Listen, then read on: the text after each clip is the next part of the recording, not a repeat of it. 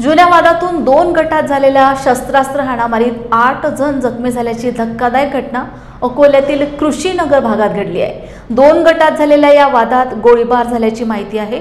दरम्यान चाकू आणि तलवारीने झालेल्या या हाणामारीत 1 जण गंभीर जखमी असल्याची माहिती आहे। हा वाद कावड यात्रा काढण्याच्या कारणावरून झाल्याची प्राथमिक माहिती आहे। मात्र घटनेचं नेमकं कारण समजू शकलं नाही। दरम्यान घटनेची माहिती मिळताच वरिष्ठ पोलीस अधिकारी यांच्यासह पोलिसांचा मोठा ताफा घटनास्थळी दाखल झाला होता। या प्रकरणी आता गुन्हे दाखल करण्याची प्रक्रिया सुरू असून कृषीनगर भागात सध्या पोलिसांचा तगडा बंदोबस्त लावण्यात आला आहे, तर परिसरात सध्या तणावपूर्ण शांतता आहे। घटनेचं नेमकं कारण आता हे तपासात निष्पन्न होईल।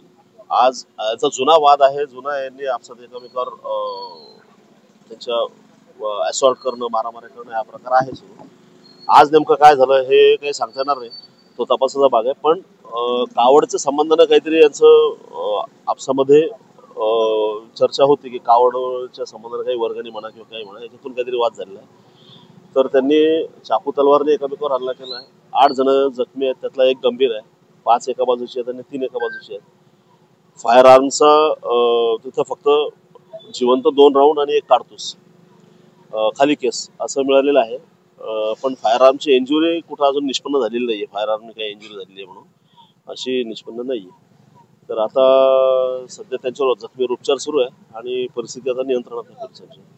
बंदोबस्त जखमींमध्ये कोण आहे? जखमींमध्ये कोण आहे आता ते तिथं नेमके आता ते कोण आहेत?